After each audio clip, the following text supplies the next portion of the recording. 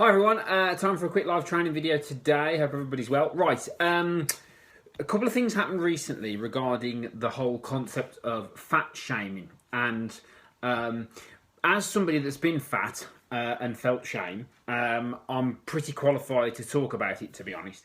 One of the things that I would say, particularly from my own point of view, when I was overweight, was I was in denial a lot. As in, I didn't really see there was a problem until sort of clothes weren't fitting properly and things like that. So that was kind of my biggest challenge with being overweight, was this denial thing. So I'm going to talk about really two sides to the whole fat shaming coin, and is it really ever okay to do it, I suppose.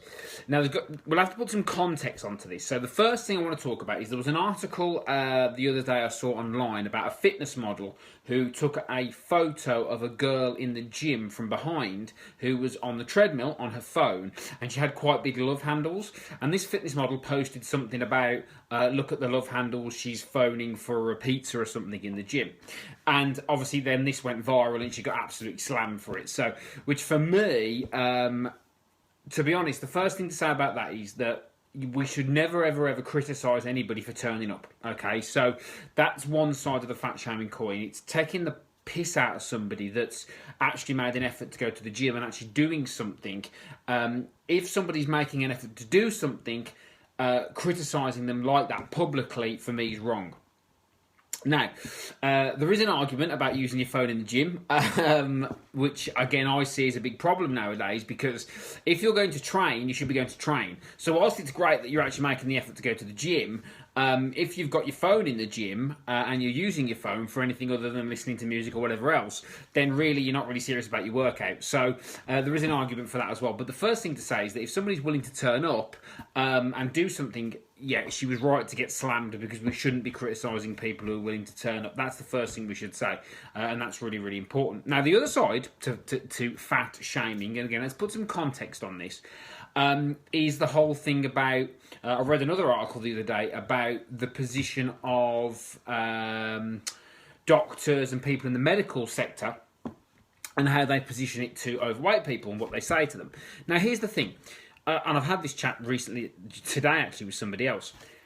It's not personal, yeah? So having body fat, the jiggly stuff, or if you're really unlucky, the hard stuff around the gut, isn't personal. It's not a personal thing. It's a physical thing. So we shouldn't be attacking people personally for being fat, because in a lot of cases, it's their choice. They're choosing to do it. People often say some things like, "Oh, I'm taking a certain type of tablet that makes me gain weight." Well, yes, but it doesn't make you eat cake. Probably makes you eat, but not. Do you know what I mean? The choices are yours, so we have to take responsibility for our choices. So, being fat is not a personal thing, and if anybody makes it personal, that's where the problem is. If you call somebody lazy or indisciplined or any of this sort of stuff, well, that's nonsense. What you're doing is you're accusing somebody of something personally, and that's irrelevant. But a medical professional telling somebody they are overweight or they have more body fat than they should have, than is healthy, is stating a fact. What we've got to do is get some context on it, because if the person takes it personally and it's not meant as personal, then that is what's called outrage porn. That's just somebody playing the victim and trying to deflect away from the truth. And if you're overweight based on whatever metrics you want to use, and the best metric to use, I think, is if you've got excess body fat, which is quite obvious, then that's not a personal thing, it's a physical thing. And part of the issue is with this thing is that when we make it a personal thing, we do nothing to fix it. So we feel sort of incapacitated, and we think, well, this is just me and this is who I am, so I can never fix it. Well, that's because you're making it personal as well, and it's not personal, it's physical, and that physical state can be changed. I'm a living example of that. As I sit here, I'm 70 pounds lighter than when I started 11 and a bit years ago. Your physical can be changed, but if you think it's you, if you think it's a personal thing and you take it personally, it's not. Now, if somebody calls you a name, that's wrong. No, we shouldn't be calling people names, and we shouldn't be saying, you're a bad person because you're overweight. You're not a bad person because you're overweight. your decisions and your habits cause that physical response. So this whole fat shaming thing is quite interesting. So on the first standpoint, we should never ever criticise anybody for doing anything. So if somebody is willing to turn up and try, whether they're thin, fat, whatever, you've got to start somewhere, you've got to try. So we shouldn't be criticising people for trying. The second side of it is we have to put some context on it. We have to put some context on how we take this thing. Because if a medical professional can't say to somebody, you are overweight, then you've got a bit of a problem there, because how are you going to take responsibility for it? Because, you know, I work in an industry where we are non-regulated. No matter how much people give it the big un, and they reckon that they're not regulated, we're not medical professionals. So what we say is subject to disclaimers and whatever else, because we're not medical professionals. So if a medical professional is telling you something, you perhaps need to listen to it and not take it personally, because I guarantee you a doctor is not calling anybody fat or lazy or indisciplined. I very much doubt. What they're saying is they're probably just stating a fact. So we can't allow Generation Snowflake to kick in, where everybody thinks that being offended gives them certain rights and all this sort of stuff. We have to be careful of that, because it's immobilising people and it's stopping people taking responsibility for the problem. Because they're saying, well, I'm offended, so don't offend me, but I'm not going to take responsibility for my problem. Well, you have to take responsibility for whatever happens to you. Yeah, you don't blame yourself. You know, we don't want certain things to happen to us and the rest of it, but we have to take responsibility for that. So being overweight is your responsibility if you are. And you have to take responsibility for that, or not. But there are consequences to it. So being offended doesn't help you lose weight.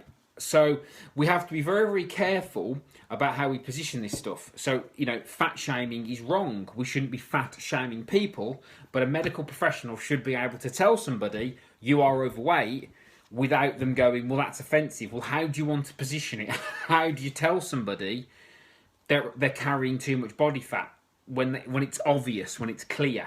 And giving people sympathy, that's a tricky one. Empathy, yes. But if somebody isn't changing their behaviours and not taking responsibility for it, then sympathy is not going to help them. It's going to focus them. It's going to make them think that they don't need to take responsibility for it. Because you can. It's something we can take responsibility for, so we have to get that fine line. And I'm talking from somebody that's done it. I'm not talking about something that I don't know nothing about. I've done this.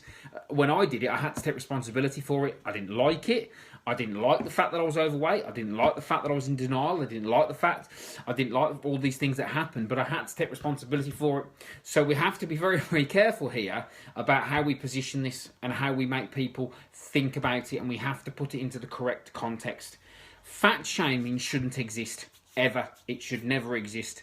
Telling people the truth and being honest with yourself, that should exist, particularly when it comes to this, because majority of people are overweight or holding too much body fat because of the choices they're making on a day-to-day basis. Yeah? And whatever happens, whether it's fair, not fair, or whatever else, we have to take responsibility for that. Not call people names, but take responsibility for ourselves, our own health, and what we do, and try, as I always say to my clients and the people that I work with, this is about making better choices majority of the time. Not all the time, but majority of the time. And if you do that, you'll make some progress. Yeah? But being offended isn't going to help you lose weight and get you fit and get you where anything in life. It's just gonna eat you up, because it's, you know, this new age thing about being offended and Generation Snowflake and entitlement and all this sort of stuff isn't helping anybody. And it's certainly not helping us fix the obesity problem. It's certainly not helping us help people get healthier. So yeah, fat shaming, no. Telling people the truth and being honest with yourself, 100% yes. And that's all for today. Have a good one.